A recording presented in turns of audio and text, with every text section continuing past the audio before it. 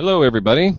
Welcome to today's course. I'm Lauren Hurst. I'm the Managing Director of GreenLeaders DC. Thanks for joining us. Today we're talking about design thinking and specifically how to drive innovation with customer journey mapping. I want to introduce our course leader, and that is Natalie Foley. Natalie, go ahead. It's all yours.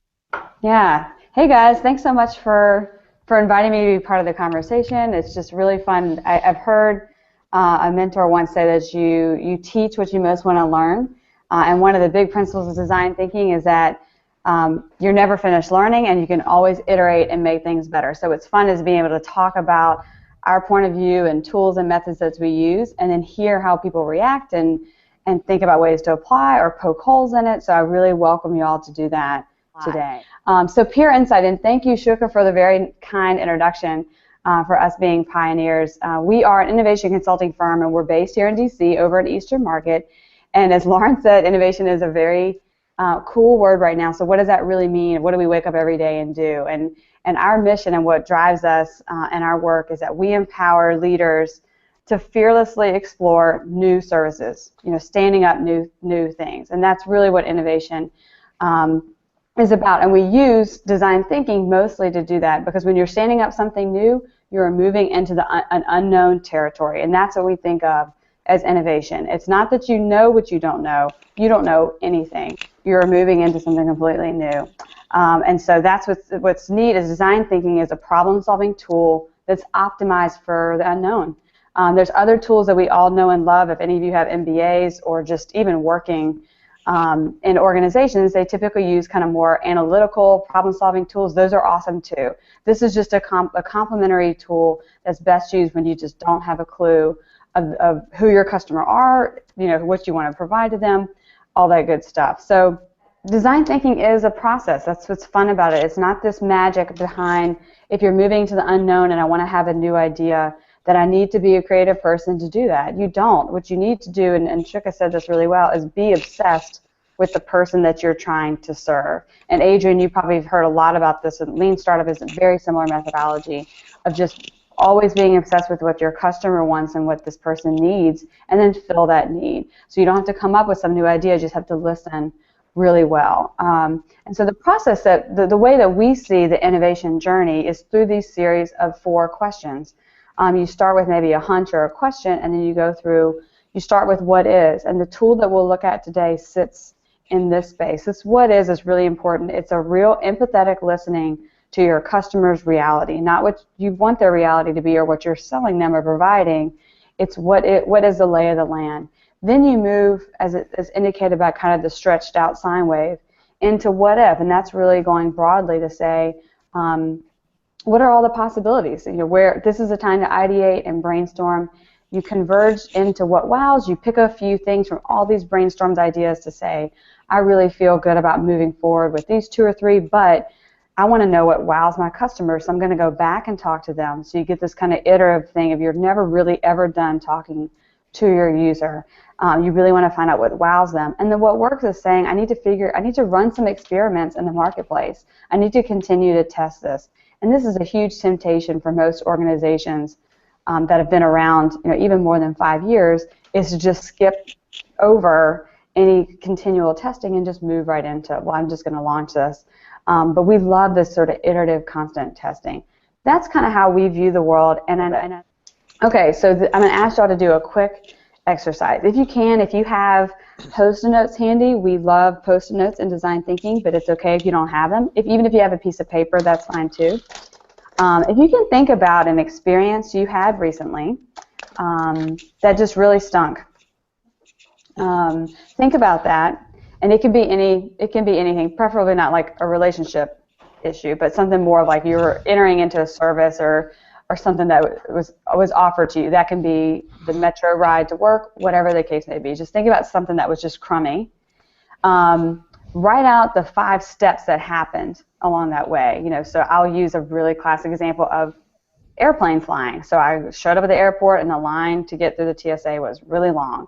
That would be your first Post-it note. Your second post would be, and then I had to take off seemingly most of my clothes to get through the line. That would be the second Post-it note. So just think about experience and take 5 or 6 Write down the 5 or 6 steps that you took to get through it. So just take a quick moment to reflect on that.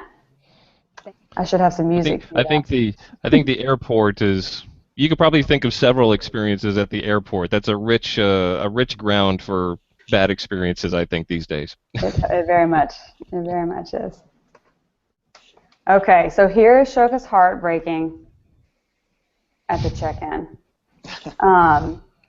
This is just a fun exercise to say, okay, all of us probably have an experience like this where we are saying, God, this piece of it stunk. So let's say Shoka then hired us as consultants to say, how can we make sure her heart doesn't break here?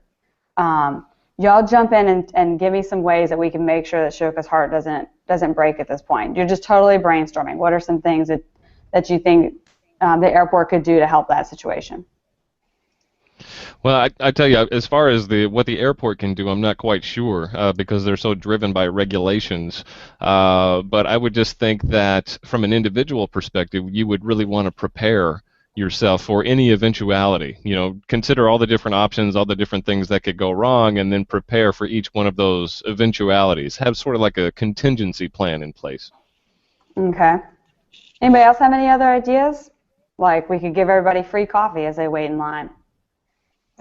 On the airport side, could be better staffing of the security check-in staff, more appropriately adjusted to expected flow of passengers. Mm-hmm. Being able to check in from your iPhone, from your phone, so you don't have to go through the whole process, Mm-hmm. Mm-hmm.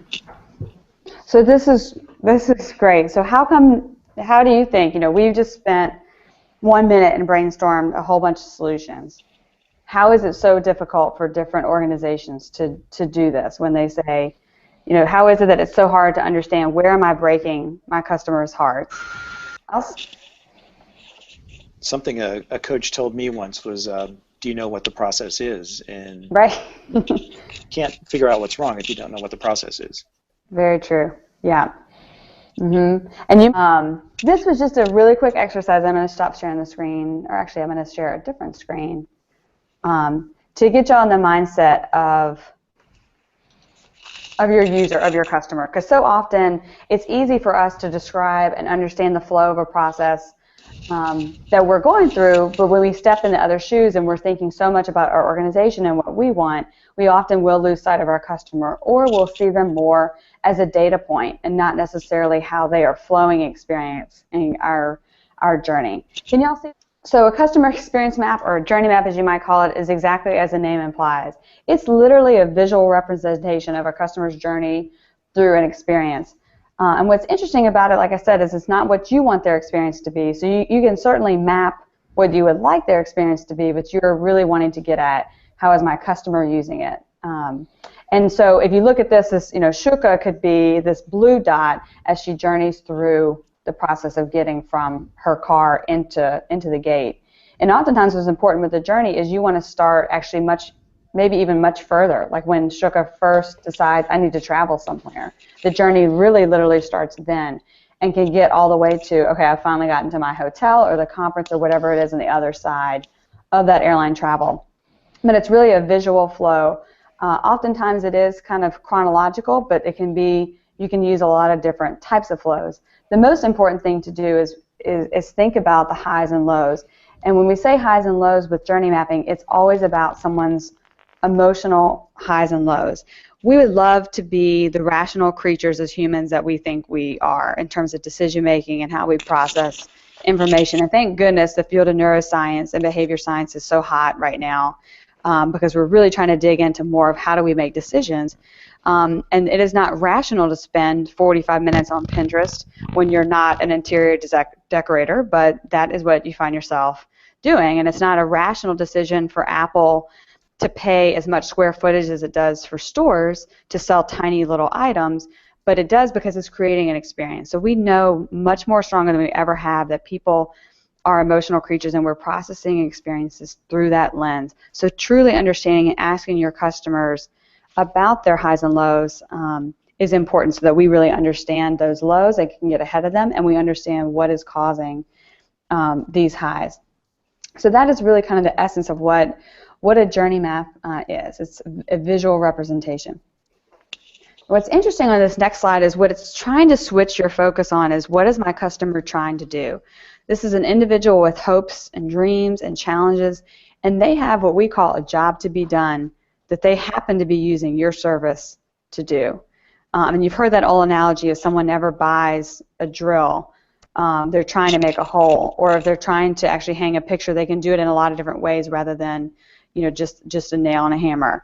So you're really kind of looking at what is the job that they're trying to do, and how might I serve that, rather than the traditional way of looking at customers. In many cases this happens. What does my organization want? What's important to me? What's important to my mission? And it's very easy to get demographic data on folks and to see people in terms of cutting their, understanding them more as data points. The way design thinking goes about this in terms of shifting this focus is to look at people in their natural settings and observe them from more an ethnographic-based point of view rather than focus groups and surveys. It's not to say it's an either-or, they're just different ways of collecting data. And oftentimes with innovation, it's very hard to get someone on a survey to imagine a new service and then imagine how they would react to that. So if you'd ask people in 1992 or 1993, would you pay $4 for a cup of coffee? On a survey, they would say, no way. But people go to Starbucks for a lot of different reasons than just that cup of coffee. It's very hard to understand that on a survey. Well, Natalie, one thing that would be really useful to me is just seeing this slide and these things up against each other and having that in my back pocket to remember when we're looking at data that's maybe trying to prove the point or what we want, that I can take them back and say, well, actually, these are the things that we need to be doing here on the left side.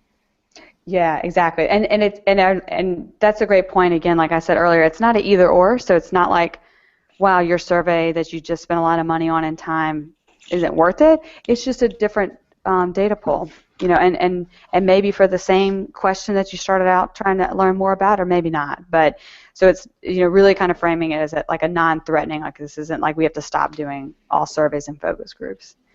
Yeah, Adrian, I actually have a question for you. Just to kind of follow up on what Natalie said with respect to the different stakeholders. You're in the solar industry, and you're really, like you said before, you're looking to empower people and educate them about solar energy, the different options that they have. What are the different stakeholder groups that you're working with? Because there's quite a few there, from the people who are installing the solar panels and the customers themselves, or maybe regulatory people that you're dealing with as well. How would you define your stakeholders? So solar is a much smaller, actually, part of kind of what we do. To take one big step back, what the majority of the people we engage with in 16 communities across the country, you can choose whether your home or business is powered by clean or dirty energy, like whether Pepco here in DC is sourcing your energy from a wind farm or from the dirty energy coal plants. And most people don't know they have a choice. And when they do find that they have a choice, they can't afford the services that exist out there. They tend to be considered like luxury products. They're more than the SOS or the standard operating service. So we then build buying groups of people, like a bunch of churches or a bunch of schools or a bunch of homeowners or renters into one big group, and use that group's combined purchasing power to negotiate a great deal on 100% wind energy so that they can make that switch and they don't have to sacrifice their budgets. And so most of our participants come in through that wind cycle, which I'm saying this, and it's like a little bit of the wrong thing, but that's almost like our gateway drug into engagement. And then we can talk about solar or community solar or home efficiency or efficiency products or rebates or advocacy or whatever else. So our stakeholders, our customers are homeowners and renters, and people making decisions in businesses, nonprofits, or other organizations that, like the administration teams. They're the suppliers of wind energy that we negotiate with.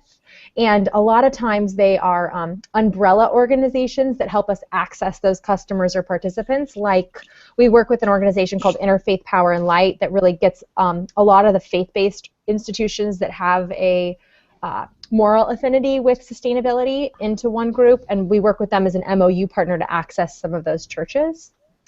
I'm trying to think about others in that process, but that's probably the easiest way, like customer journey map to start with, and then the solar and the other pieces would come in a secondary step. Okay, great. And Sam, I have a question for you as well, because you're working in a space which is very critical, I think, for sustainability, and you're dealing at the federal government level, specifically with the Department of Defense, where, and just for everybody's information, I mean, the Department of Defense has such a huge footprint in terms of how it sources and uses energy, and there's so many stakeholders out there. Sam, how useful would something like this be for your organization, do you think, and what are some of the stakeholders that you would typically see come into a customer journey map, so to speak? I think it would be very useful because back when we used to be able to travel and go to conferences to talk about the programs, we would always run into people who just hadn't heard about the programs and didn't realize that there was all this technology being demonstrated on military installations. So there's we've been, pursuing various methods to get the word out of programs, media, developing a blog for the website that you had an instrumental part in convincing the client that they should pursue. So yeah, I think part of it is just getting the word out, like Adrienne said about some of her customers, just people not knowing that that these technologies exist. And I think the other part of it is actually going out to some of these installations and connecting the people who are testing the technologies with other people on the installations who might not even know, because a lot of these places are huge installations with thousands of people, and people who might be decision makers might not know that this is happening. And Natalie, let me ask you about that. I mean, he said, and Adrienne said this as well, that one of the biggest challenges people face is just awareness building. And how effective is customer journey mapping, in terms of marketing and awareness building? I mean, is this a good tool to get people to even discover things about themselves and have them discover different business models and opportunities that were there existing that they don't even realize? Do you use customer journey mapping in that way as well? It's a good question. I mean, I'll answer it in a couple of different ways. Typically, we are making something new. So if you're at the stage that you are marketing something, that means you have an offering and you're standing it up. And so at that point, you can use it for marketing purposes to say, do my customers happen to be on mobile devices more, or do they do they go to X or Y or Z places for information? But a journey map is more way upstream. This should help inform what you're even building, what you're even offering. So it's more to say, I really want to understand someone's unmet needs in their life, and I'm going to meet them. Less of a how to do a marketing campaign, which is also interesting, and it's certainly not a bad thing. I mean, like a great way that we use journey maps that's not like the standard way is after we do a workshop, or even what I would suggest is after this, everyone draws a journey of their map through this webinar and just tell me the highs and lows. So it's a playful way to get feedback, but when it's really used in the way it's designed, it's more to even design what you're offering. So it's much further upstream than a marketing campaign would be. Okay. Natalie, it seems to me that design thinking and what you're talking about, there's a lot of similarities to how social media is used as well. For example, crowdsourcing. And you also look at crowdfunding it the same way. These are really ways to go out and ask people directly what their needs are and what they're willing to fund in this case, and to bring that back in. Is that accurate to say? Yeah, there's obviously this crowdsourcing and open sourcing is hot right now. It's one way to pull in information. We don't think, again, it's that whole, if you're asking someone, people might come up with good ideas, but and that's often what those things are used for, the crowdsourcing, or you win the best idea. If you don't have sort of a customer that you're brainstorming against, it's just a good idea, and it might be awesome, but we really prefer to go deep into that customer's needs. And then if you put that customer and their persona and everything about them online and say, fix this person's problem, like we did with Shuka, if we had said, hey, everybody, here's a video of Shuka, here's her life, here's her pain points, here's her journey map, fix it, that's a much richer place to start. And what we found, and I'm seemingly very negative, but there is a lot of fun hype. Those innovation and crowdsourcing is easy, it's cheap, and it's a fun way to do things, but it's not necessarily, shouldn't be the only thing. These ethnographic interviews are typically where you're going to get that meaty data, because people are not going to be able to always articulate to you what they need. So spending time with them, you're going to be able to pull it out. Yep. Okay, so crowdsourcing seems to me like it's design thinking light, diet design thinking, I guess One you could tool say. for your toolkit. Like I said, there's a reason it's popular. It's cheap, and it's a good way to get a lot of good ideas. But if you don't really have a problem you're trying to solve really framed well, then later down the road, it's going to come to bite you. Okay, that's great. Everybody, we're going to wrap it up right there. I'd like to thank Natalie for taking us through this, and thank everybody for joining us. Shuka, Adrian, Antoine, Sam, thanks for coming on board with us. Like Natalie said, we're going to send out a follow-up email with the different tools that you can use for customer journey mapping. You'll see that in your inbox within 24 hours, and we're also going to post that on the GreenLeaders DC website, and that'll be live on there as well. So. With that, I'd like to thank everybody for joining us, both in the consultation and on the website. And stay tuned, we've got more courses coming up. The next course is going to be on energy efficiency finance models, which is very exciting. There's a great time for that with solar costs coming down and more interest in renewable energy. We're really excited to have that coming up so that people can see what are the different options for financing their energy efficiency needs using all these great new technologies. So with that, I'm going to wrap it up. Thanks for coming, everybody. Thanks, everybody. Have a good one. Okay. Thank you. Bye, Bye-bye. guys. Bye.